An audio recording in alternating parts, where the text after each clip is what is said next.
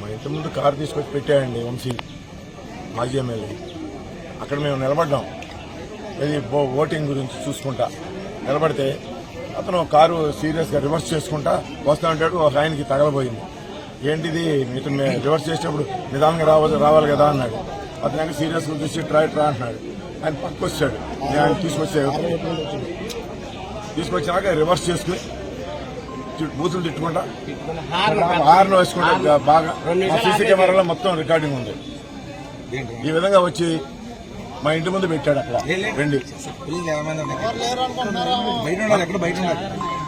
చాలా అడ్డుగోలుగా ఉందన్నమాట అతని ప్రవర్తన.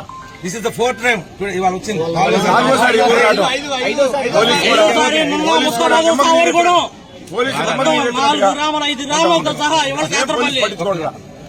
ఇప్పుడు వీళ్ళందరూ ఊళ్ళో మా వాళ్ళందరూ బయటకు వచ్చేటప్పటికి ఆ టాగిపోయి చూస్తా ఉన్నాడు. అక్కడ నుంచి బూతులు తిడుతున్నాడు.